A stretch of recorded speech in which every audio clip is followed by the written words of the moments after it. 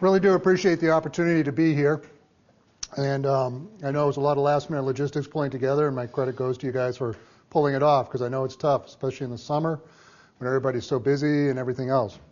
So with that, why don't we give it a start here and give it a go. We are going to save questions towards the end of each of the presentations. We're audio taping this as well.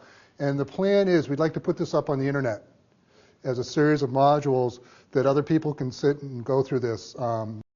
The logistics on that, but that's the whole idea. That's why it's being videotaped today, is that we are going to throw it up on the internet for everybody to be able to go through this sort of stuff.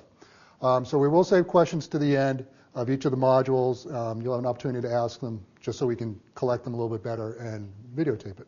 But please, at the end there, feel free to ask any questions at all as we go through it. Okay. All right, we're going to start. As the chief mentioned, we had 18 fire fatalities already in this academic year, and as you can imagine, it does tend to slow down during the summer when not as much is going on. Last year was the most fatal one on record with 20 fire deaths. Now, we lose over 3,000, 3,500 people a year in fires across the country, so you lose 18 or 20 students in a campus-related fire. It's not really that significant, is it? I mean, it's a small number. But the point to keep in mind as we're going through our presentations today is that this is the teachable moment. This is the time when they're there to learn. This is the time when you influence them for the rest of their lives. So even though the numbers are small, they're very impactful. I mean, when a student dies in a campus-related fire, it makes the news. People sit up and pay attention. When a child or adult dies in a fire in a community, it's a very small blip on the radar screen, isn't it? So for some reason, these fires really resonate with people. It's a great teachable moment to reach out and educate people about fire safety, whether the fire happened in your community or somewhere else across the country. It's a great opportunity to really reach out to people. And some of the fires we had here were just, really, really sad fires. Well, I mean, they're all sad, but I mean, and probably the one that really stuck out the most was the one in North Carolina that killed 7 students. And in a second, I'm going to explain how we grabbed the statistics, but that was definitely a little bit different. For those of you who may not be familiar with it, it happened in Ocean Isle Beach, North Carolina. It was a vacation home for one of the students' family. They had about 15 or 16 students there. They were all fraternity brothers and sorority sisters that had gone away for the weekend from Clemson and the University of South Carolina to the family's vacation home. The fire broke out, and 7 of the students did not make it out. Now, we saw a lot of the same common factors the chief had mentioned there, that, certainly not sprinklered, disabled smoke alarms, smoking materials was believed to be the cause, and alcohol was also involved as well. That fire, even though it was not technically an off-campus house, it's not where they normally lived, this year the thrust that we're making on all of education is it can happen no matter where you are. Fire safety does not stop when you drive off the borders of James Madison University, does it? It's something you can carry with you wherever you are and whenever you are, really for the rest of your lives. There was another fire that fortunately didn't have fatalities, but last spring break, you may not have caught it, down in Mexico. A bunch of students down there on spring break, high-rise fire, 24-story high-rise hotel. Students were climbing bed sheets to get out of the building, down the balconies on bed sheets to escape the fire to get away. Okay? Again, no matter where you are, no matter when it is, the fire can happen. So that's the point that we're making with these fires, is that it's a time to teach them, it's a time to educate them, it's a time for them to learn about fire safety. And as I mentioned, okay, so you lose 18 students. In the big picture, that's not much. Certainly to the parents and to the community, that's just a devastating type of fire that happened. So as you can see, we had a terrible year this year. And information about all this stuff is available on the website too, as was mentioned. What I do want to go over real quickly is how we do select the incidents that we take a look at. Obviously, it has to be campus-related in some form. In 2000, when I started publishing Campus Firewatch, prior to that, the NFPA had been tracking dormitory-related fire fatalities. Okay. Now, the problem is that in 2000, they changed their definition of dormitory. It now includes military barracks. A dormitory could be migrant workers, where they're living. It's a very more inclusive category for fires. Now, I have to imagine looking at it that college residence halls, the ones that we all know and love and are concerned about, are probably the major part of that. But because of the fact that it's so much more inclusive, unfortunately the statistics don't really accurately reflect what's happening in residence halls across the country. So what I did in 2000, I started trying to track fire-related incidents. Well, what I found was that a vast majority of them are happening off campus. Okay?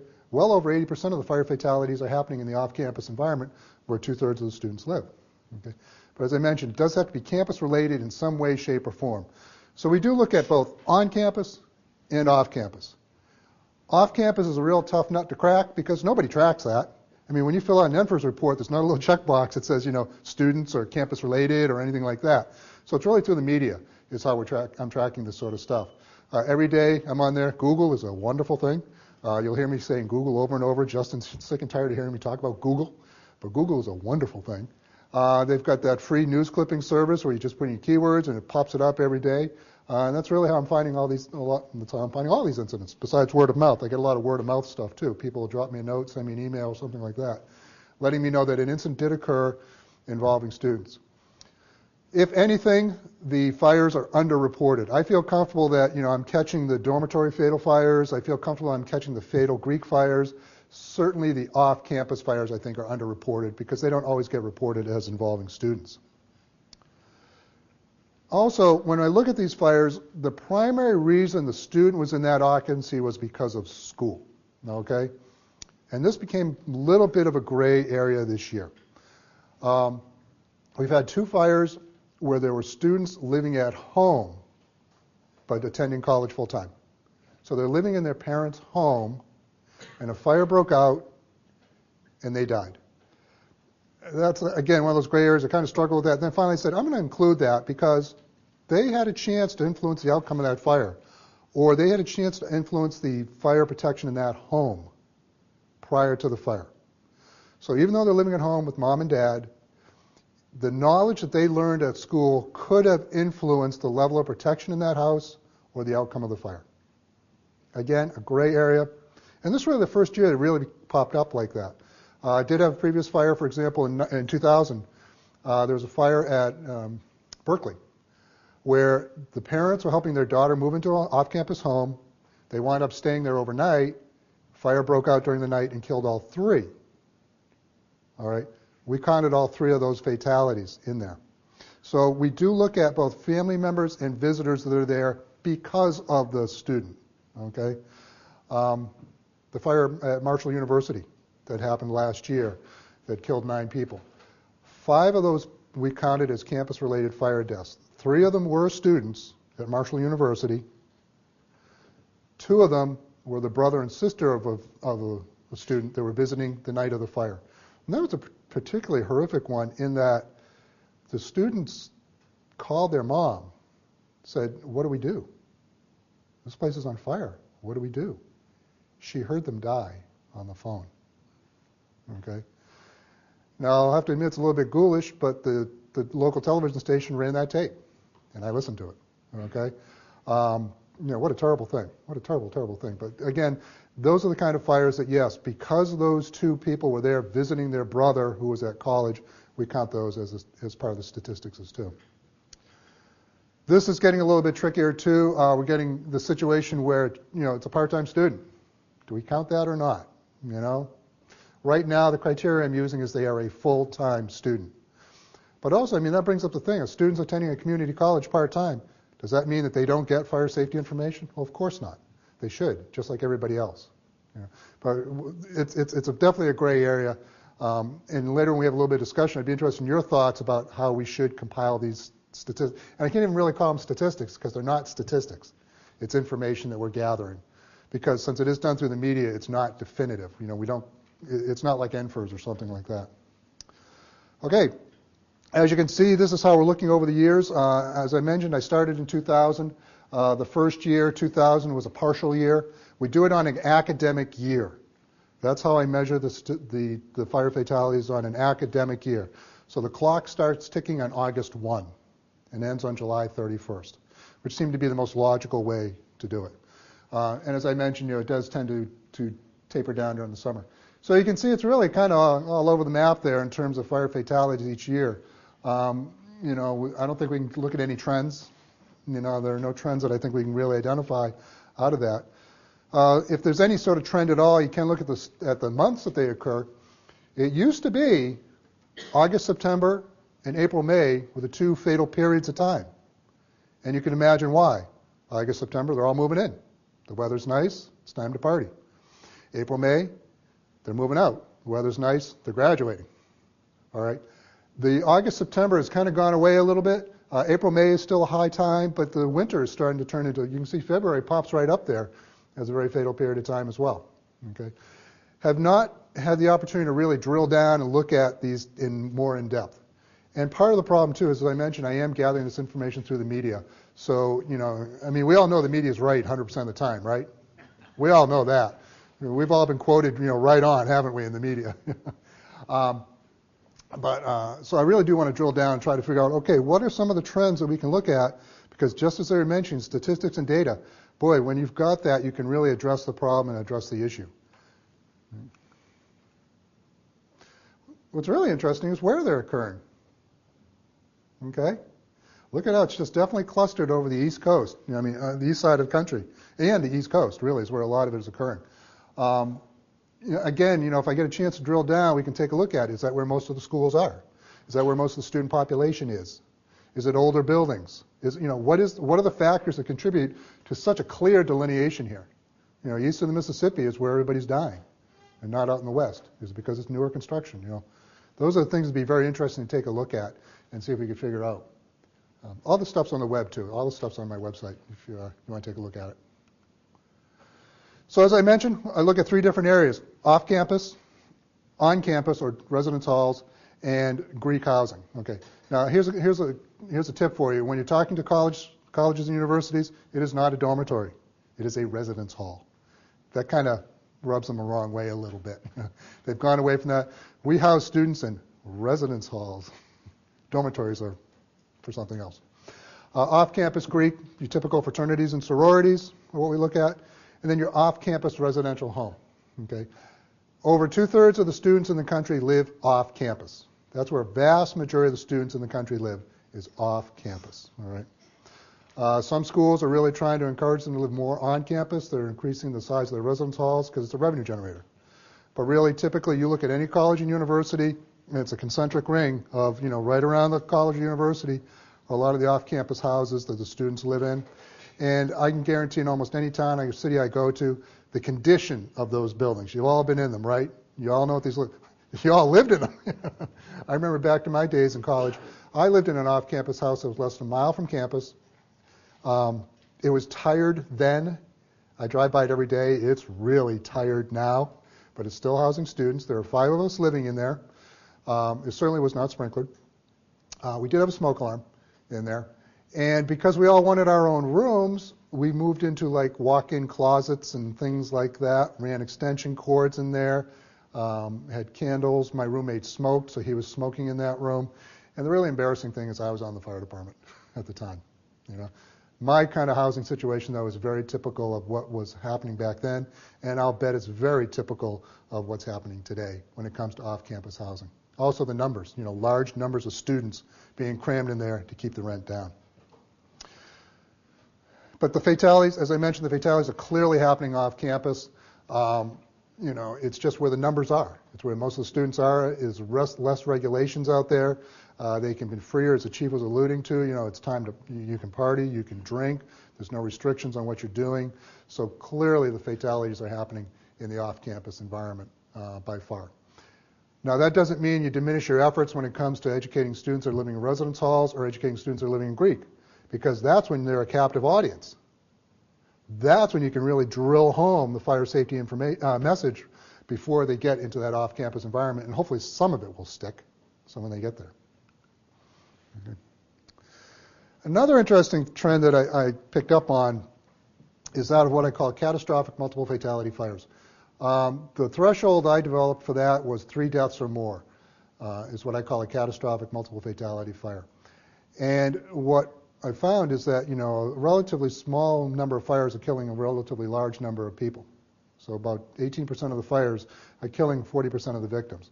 So in other words, we're having these fires just like we had this year, 7 dead, 3 dead, that sort of thing. So the point can be that if we can really attack that problem and solve it, we can really bring the numbers down, because one fire just, I mean, think about it. If we didn't have those 7 dead this year, we'd be at 11 fatalities this year. One fire just really skews the results, especially when you're dealing with such a large number of fires, too. And what's interesting, too, kind of as an aside, this carries over to the population at large. How many people are in here on E-Parade or NFLSE? Mike Gloves? Okay. They should be on there, shouldn't they, guys? If you're not on there, talk to me about it. This is a great listserv done by Mike Love out of Montgomery County. It's almost overwhelming, isn't it, guys, the amount of information that goes back and forth over these listservs.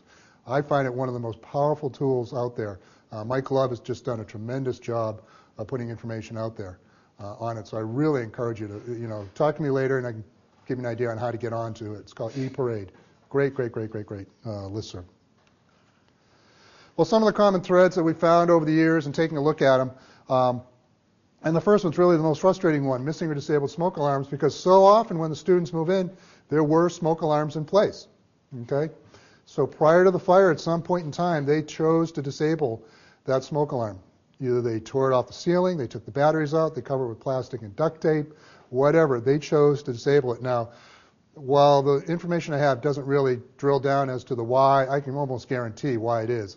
It's either the cooking or it's smoking, and they're sick and tired of the darn thing going off. So they do just like the rest of the population does. They just rip it off the ceiling or pull the batteries out or something like that. So they're no different than the rest of the population out there, really. Okay? The big thing is they just don't understand the ramifications of that, to them, that simple act. And here's a good time to reach out and touch them and educate them about how that simple act can have such a dramatic or such a fatal outcome. Lack of automatic sprinklers, that's a tough one. I mean, we all know what these buildings are like. What do you think the chances are of them ever seeing a residential sprinkler system in them? 0 to none. So we really have to take that as an accepted fact that these types of buildings just are not going to have sprinkler systems in them. Now, if we're talking about an apartment building or something like that, that's a little bit different, that we can certainly work at trying to get them into those buildings, and we'll be talking about some legislation in a little bit that might help along that line. But unquestionably, that's just a real problem. Smoking. More students today are not smoking. The number of students smoking is going down, but unfortunately when they get into the off-campus environment, yes, they are smoking. It's not always cigarettes that they are smoking. Actually, are you guys finding a number of hookah fires going up? We've had several fires this year where I guess hookah, and I don't mean, it's not like they're smoking pot, they're just using it for smoking tobacco in the water-cooled hookahs, which is, it's kind of odd that's popping up. Because what they're doing is then they have the coal inside of that and they're disposing that in a trash can or something like that, and boom, off she goes. But a lot of the fires we find are happening on front porches where there are couches. So they're sitting out there on the front porch, nice summer or spring or fall evening, and the cigarette rolls down into the couch, or they dispose of it in a trash can or something right next to it. And especially those fires are real problematic when they start on the outside of the house, because obviously the detection is very delayed then. So that's turning into a real problem. And then impaired judgment from alcohol consumption. Been there, done that. I'm sure a number of us have been at that age, and it contributes in 2 different ways. Either one, because you're impaired, you're contributing to the cause of the fire. The cigarette you were smoking rolled down into the couch and smoldered there till the middle of the night. Or because you're impaired, you cannot react appropriately to the fire when it does break out. Okay? And as we all know, we're not just talking, a beer or 2. We're talking some pretty serious impairment going on with some of these students who didn't even react at all because they just were not capable of reacting. Now, there was a pretty interesting study that came out of Australia. Dorothy Bruck, a professor down there at the University of Victoria in Melbourne, did a really interesting study on how people are able to react after alcohol. Now, they didn't do studies like this when I was in college, but the students were paid to drink, okay? And what they did is, okay, first of all, totally sober, and she had this device that had sound signals here. They would put them to bed. And then after they're deep asleep, they would increase the levels. It's a sound simulating the sound of a smoke alarm. And they would start very low decibels and keep increasing the decibels to measure at what point the student would wake up and react. And so at 70 decibels, which I believe is a standard smoke alarm decibel level, the student would wake up and react. So then the next night, That's to develop a baseline. The next night, they had 1 beer, the equivalent of 1 beer, okay? And it was a very high threshold before they reacted. The next night, after that, they had 2 beers. What they found was the biggest spike is after just 1 beer, okay? After that, the levels do not need to increase significantly. So I find that very interesting because I'll admit, how many times I've gone to bed after just having a beer for the night. But that's really when you're at the most risk, is after just a single beer. It takes a much louder sound of the smoke alarm to get you to react and get up and get out. Pretty interesting study, really. Like I said, why didn't they do that when I was in college, those kind of studies? Along that line, several years ago, I worked closely with USA Today. They did a year-long study. During the summer, they hired several interns to really do an in-depth analysis of these fires. They went out and they got coroner's reports. They got fire investigation reports. They had to do a bunch of FOIA requests to get these sort of things, looking at campus-related fire fatalities to try to determine what some of the common factors were. Well, first of all, 21% were arson. Now, arson, as we know, can be somebody deliberately, maliciously doing it, or it could be somebody doing it what we would call fireplay sort of situation, especially when you're inebriated. So it's not necessarily the evil arson that we're looking at as much as, somebody just doing something stupid. So, hey, let's roll this toilet paper on fire and roll it into the door, roll it into the room and watch what happens. One of the fire fatalities this year, for example, was they shot a bottle rocket under a student's door into his room. That did not set the thing on fire. Okay, but he knew they were doing that, so he took a towel and stuffed it under the crack in the door so they wouldn't do it again. So the next time they did it, it lit the towel on fire, and he couldn't get out of his room. So, right. But 21% of the fatal fires were arson. Same old song as we found, 28% smoke alarms disabled. 59% at least one student died who had been drinking prior to the incident occurring. And this is no real surprise because most colleges and universities require that the freshmen and sophomores live on campus. So your off-campus population is going to be predominantly upper class, is what you're going to find living off campus. Also, they have more access to alcohol and all these other factors that we keep talking about. And 69% were male. I think that also mirrors what we see in society as large, too, that most often it is a male that dies in a fire, not a female. Well, it's mirrored on campuses as well. And 69% of the houses were built in 1929 or earlier. One of the things I would like to show you, and I do have to switch over here. That's a little product placement right there for the university. Oh, product placement. There we go. Let's see.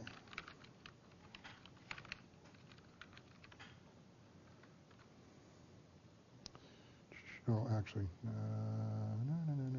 it's not there. Let me do. I had this set up on my computer, but the computer cannot interface with the network here. So let me do a Google search.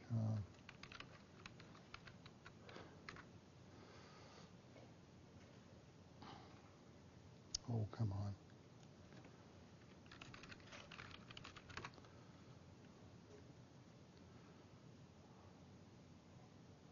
Well, I'll see if I can find it later on. The USA Today website just did a wonderful job on this story. It might be Robert.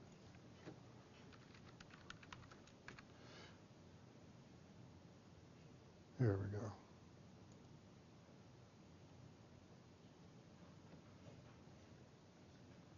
Oh, this is this year's story. I'll see if I can find it later. I don't want to eat up a lot of time here. But they did a great story on their website that has a great, oh, here we go, great, okay. Pretty interesting things they did. They have little thumbnails on each of the fires here, so you can learn a little bit more of the details. I have this information on my website as well. We'll be talking about this. We used a lot of information back and forth on this. I used a lot of mine, I used a lot of theirs in putting this stuff together. Here's the original story that I referenced. Here's our statistics. The fire factors we were just talking about, the fire days, the time reported, what some schools are doing. Great article, and I really encourage you to take a look at that as well. Okay.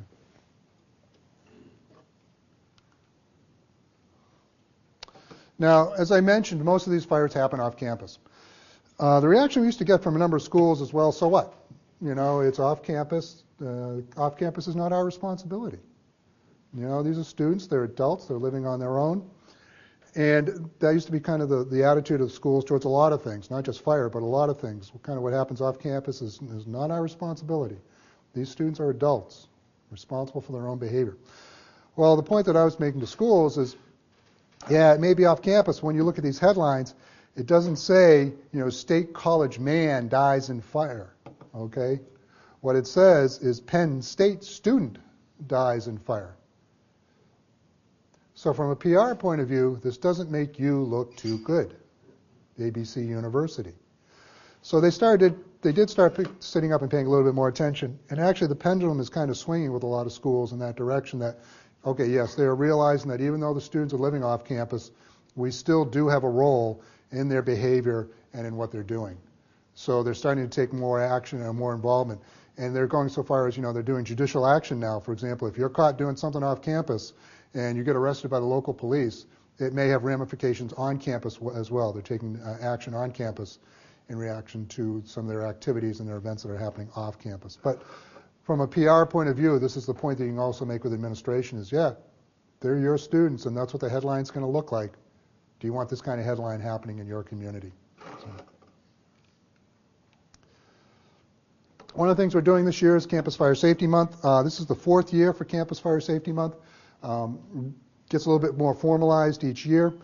And we have a website now, campusfiresafetymonth.org, where we're putting together a bunch of resources and information about activities we're going to be doing. We have over 40 organizations that have signed on as just supporters of it.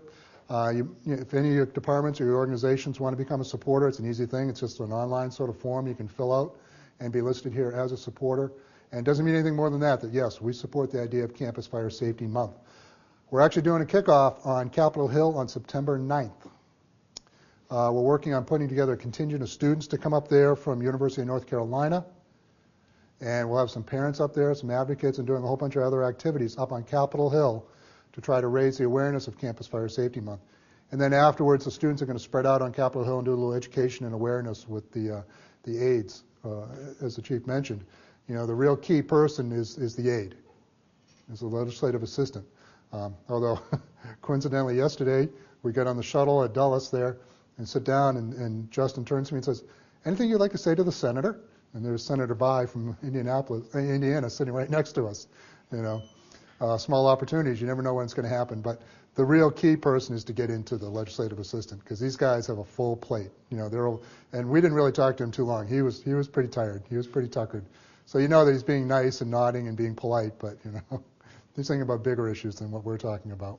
But if you can get through to a legislative assistant, and there's always a key aide or assistant in the office who has responsibility for fire safety. So that's the important thing, is finding who that person is when you're dealing with them. But as I mentioned, we're doing a lot with activities on Capitol Hill that we'll be talking about here in a little bit.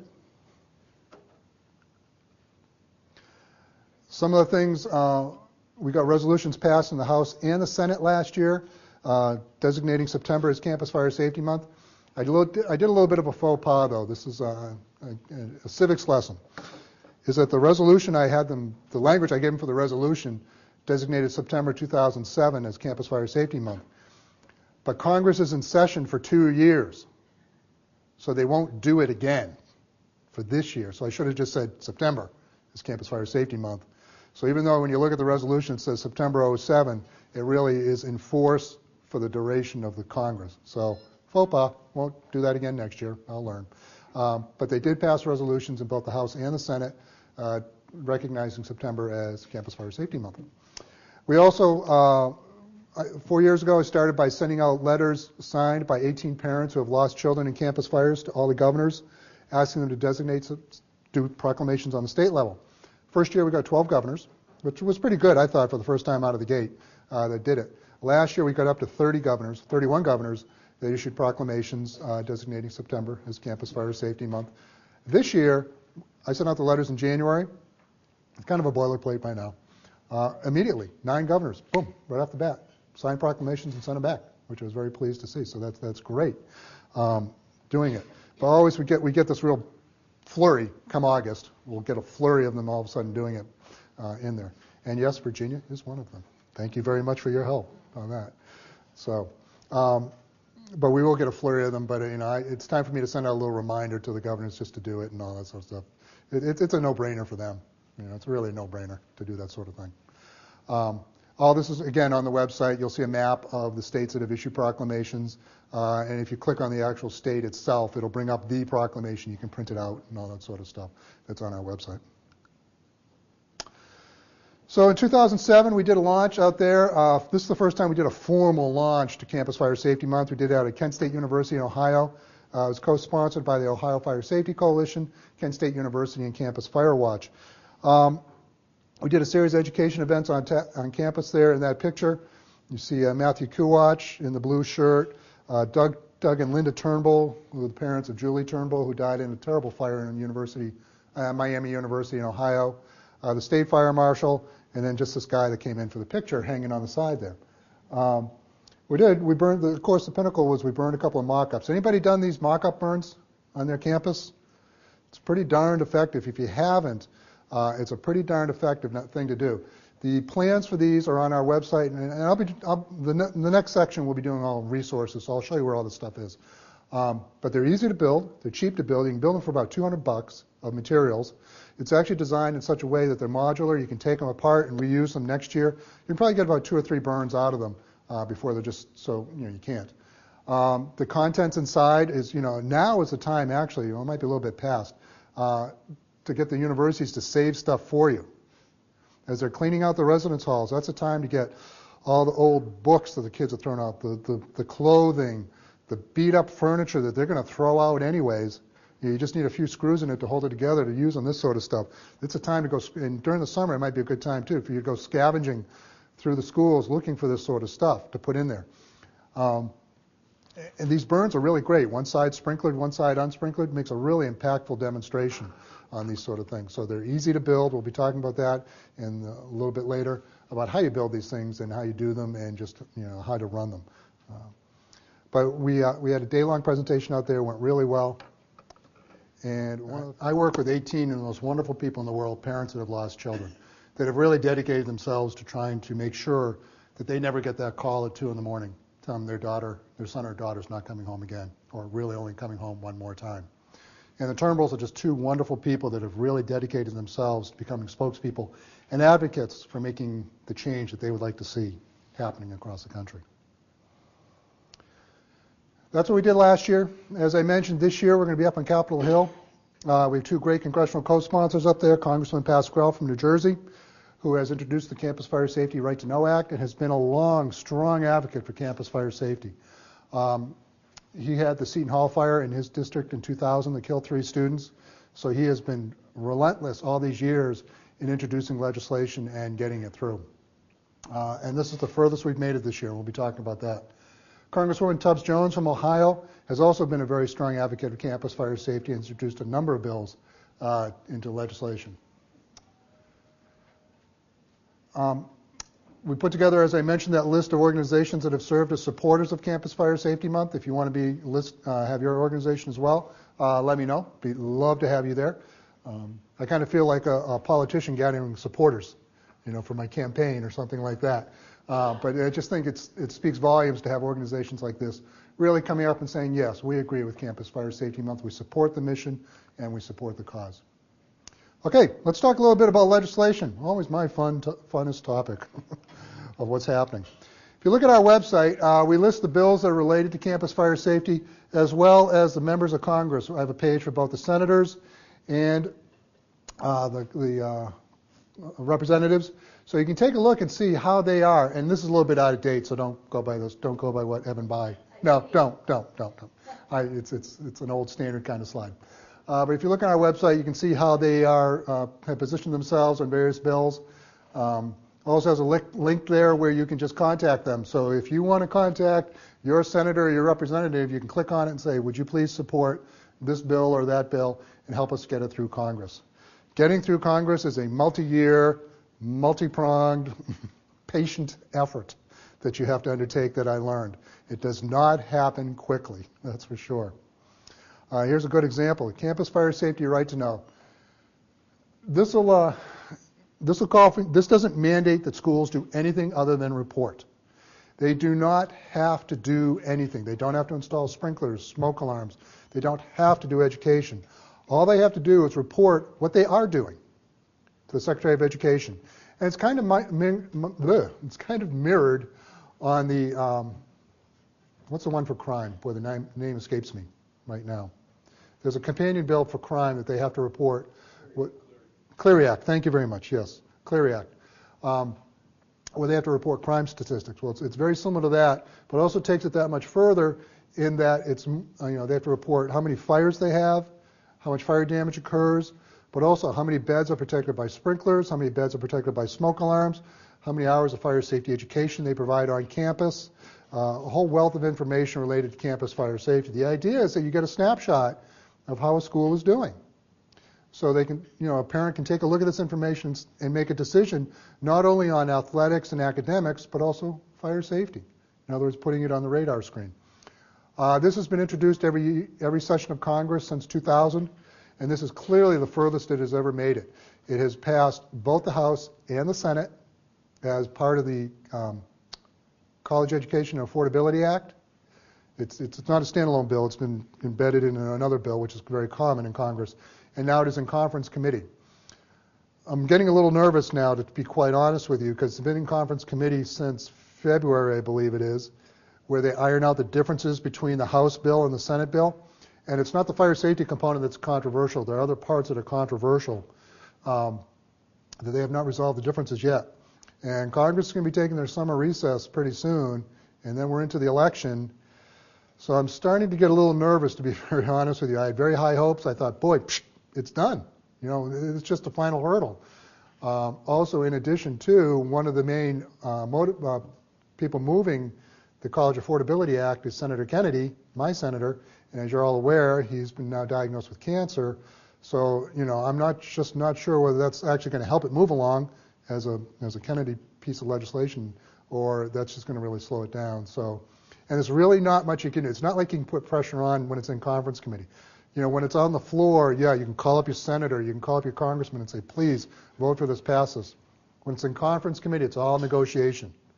So they're all negotiating and all that sort of stuff. So really, it's kind of tough. There's not much we can really do to get it moving off the 50-yard line, and I have a lot of hopes on it.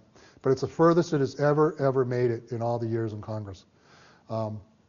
Unfortunately, if it doesn't pass this year, it starts all over again next year. So, hopefully it's going to be. But as I mentioned, it doesn't mandate they do anything other than reporting. And the schools are concerned about it, but not opposed to it. Okay?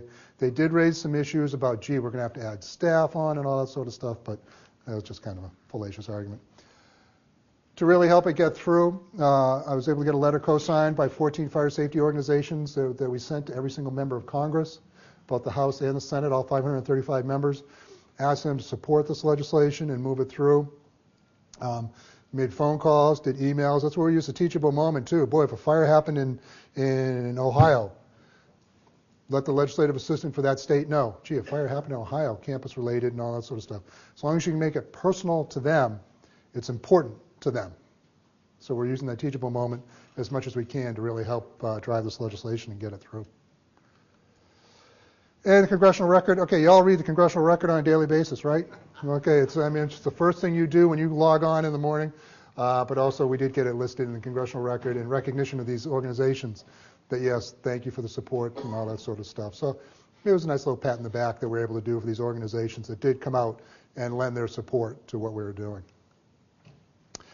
Campus Fire Prevention Act. This is something that Congresswoman Tubbs Jones has introduced, and it'll provide $100 million a year in matching grants. The downside of this bill is that number right there, $100 million a year for 5 years. Okay, with the present economy and the way things are in government right now, I think anything that has a price tag attached to it is going to have a very hard time getting through. Okay, she's introduced this a number of times and she's put a lot of effort into it. She is very tenacious on this, but I just think the simple numbers, the economy's doing so bad, the money has to go elsewhere. I think this is going to have a hard time getting through. It has passed the House but it has not passed the Senate as part of the same bill as the Campus Fire Safety Right to Know Act. So it's got even a bigger hurdle to overcome right now in that it was not in the Senate version at all. So that's going to be a real problem for her to overcome. The reason I bring this up is that a lot of schools are pointing to this as the pot at the end of the rainbow, saying, wait a minute, we're going to hold off on doing stuff because this money is coming down the pike, and we'll use this money to put in the sprinkler systems or stuff. Well, I think this is her third time introducing it, which means 6 years, every 2 years. So she's been trying for a number of years to get it through, and it hasn't happened. And I don't think it's going to happen this year. So if you're getting a school pushing back saying, well, we're waiting for this, the College Fire Prevention Act to pass, because then we're going to have $100 million a year for 5 years in matching grants. And let's be quite honest, too. $100 million a year spread across the country, it's not a lot of money for each school. There's over 4,000 colleges and universities in the country. So, I give her a lot of credit. She has really, well-intentioned, put this forward every year, put a lot of effort behind it. But especially this year, it's going to be a tough one. It's going to be a very tough one. Fire Sprinkler Incentive Act. This will reduce the depreciation on installation of sprinklers from 27 years down to 5. Has a lot of impact in areas outside of campus for sure. On campus, not so much because they're generally tax exempt. From the campus point of view or from the student point of view, I think where it has the biggest thing is off-campus apartment buildings. This can serve as an incentive for an off-campus apartment landlord to install a sprinkler system. A lot of juice is being put behind this one. So a lot of efforts being put forward to get this passage. It hasn't really moved yet, but this is the second time it's been introduced, and there are a lot of efforts to really get this one moving. And with that, that's the end of my first portion here. Do we have any questions on what I've gone over so far that you'd like to talk about or discussion? Yes? Obviously, we want to do whatever we can to prevent fires to begin with, but I know one thing, especially from the fire you described, once the fire breaks out, it's obvious that the students, many of them almost become children again, calling their parents, not sure what to do. Oh my gosh, look what we've done. We got to put this out before it destroys this department that we don't own and we have no money for. Do you think it would help at all for parents and students to be encouraged to get renter's insurance to help provide them with that knowledge that the things are taken care of? You need to get yourself out. The question was about renter's insurance and the education of students and parents about what to do after the fire. Now, are they spending too much time focusing on protecting their goods versus getting out? Renter's insurance certainly is a good thing to do, but I think, and as we go on, Justin's going to be talking about the importance of educating students. So not only does the fire occur in the first place, like you alluded to, but also the correct action to take once the fire does break out. To me, a renter's insurance, which is great, is kind of after the fact. I don't think, my experience really hasn't been them focusing on protecting their stuff and being afraid. They're afraid they'll get in trouble because of the fire. It's not so much the goods that I think they're really trying to protect. That's what I yeah. meant. When I was in college, I was involved in a situation which turned out fine for me, but it could have been bad. And one thing was we delayed getting out of I think we delayed leaving our apartment because it was like we could get into trouble that would last for us for a while. And I don't think that's I definitely don't think that's the answer to anything, but is it something that's part of the equation might help a little bit, including educating parents on getting renter's insurance as well as in conjunction with making sure that they're helping to educate their children on what to do, assuring them that their lives are 10 times more important than anything the fire could possibly do to their families. And one of the things we'll be talking about a little bit later is marketing, but also with the insurance. That's a way to draw the insurance company into your community because, as we're talking about, companies try to form buying habits of the students while they're in college because the idea is that they will continue those buying habits after they leave. So if they have bought renter's insurance from ABC Mutual Insurance Company, well, the chances are pretty good that when it comes time for them to to insure a car or to insure their home, they're going to stay with an insurance company they know.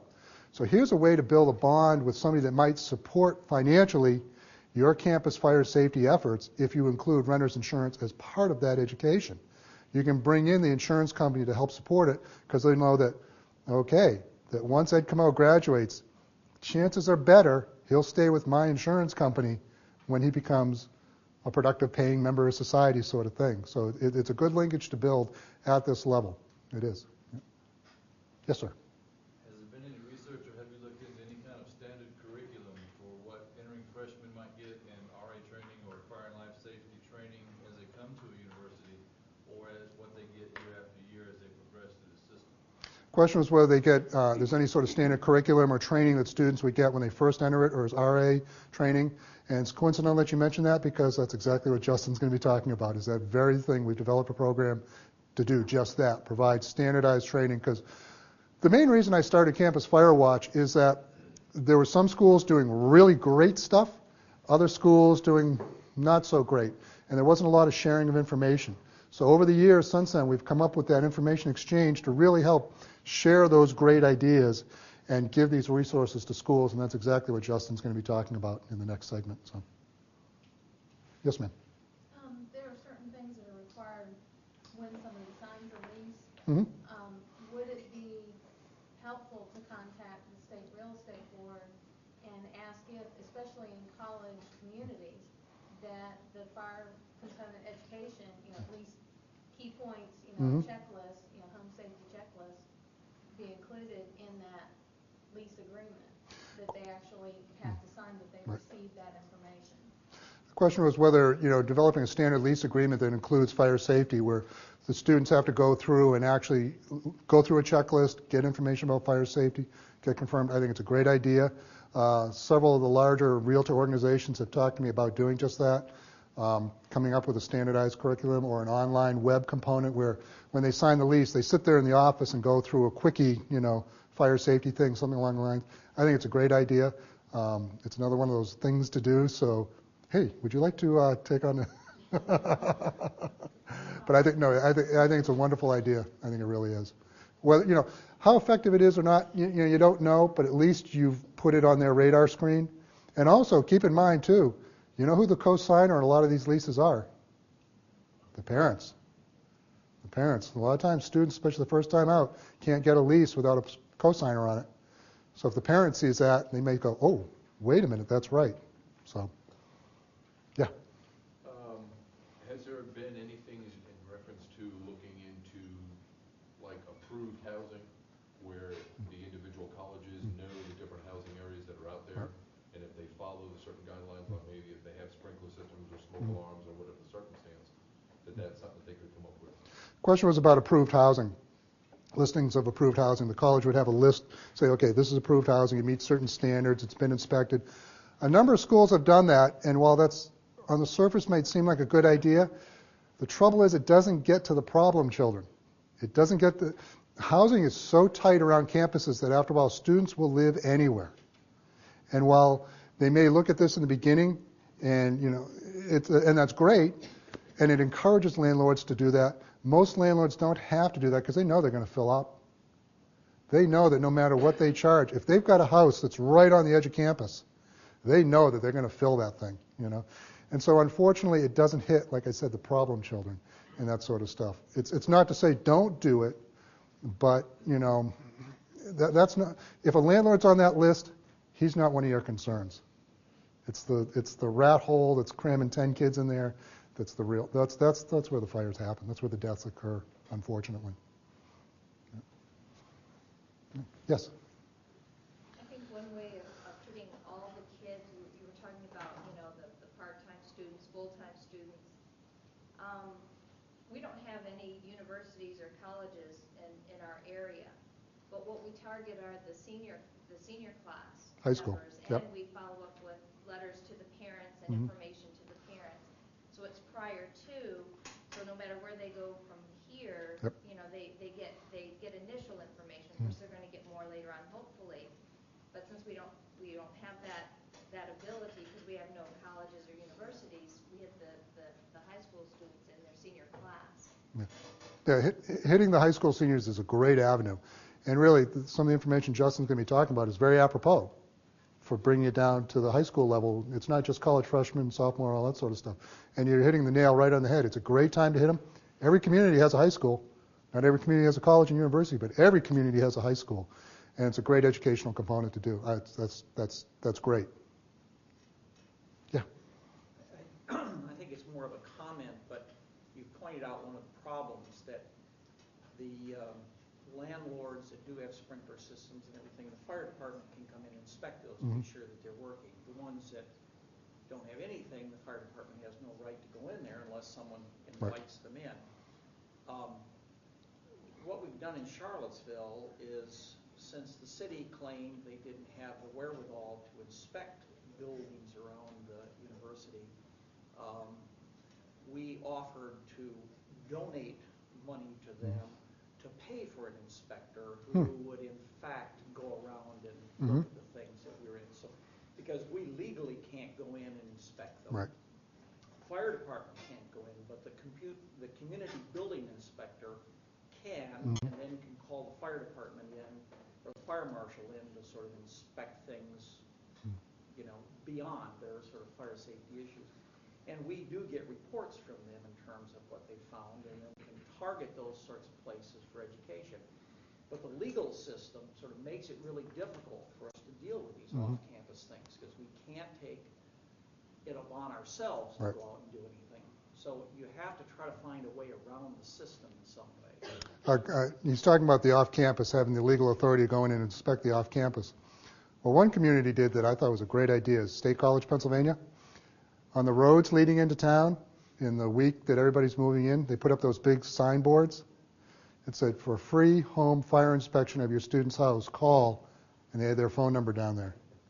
And they got overwhelmed. Again, it's on the parents' radar screen. You know, they're driving in. They never thought about that, just like the Turnbulls. They never thought about that. Now it's like, oh, wait a minute. Well, and pick up the cell phone right then and there. Call the fire department and have them come out and do an inspection on the property. You know, again, if you're putting it on the radar screen. Now, the chances of the students doing it are slim because they don't want to get kicked out. They don't want to get in trouble. But the parents who are paying the money for the kids to live there are far more prone to do that sort of thing. So again, putting it on their radar screen, I thought that was a great idea. And like they said, they got overwhelmed with inspection requests, which is a nice problem to have. Any other questions? Okay, we're going to just stay in your seats, but we're going to just take a quick break while we swap the computers around, and then Justin's going to come on up and do her portion on that curriculum that we just talked about, and we'll keep on going from there. So we're just going to take a break here. Just don't move, don't break doesn't mean you get up. Okay, if you have to go to the bathroom, if you go to the bathroom.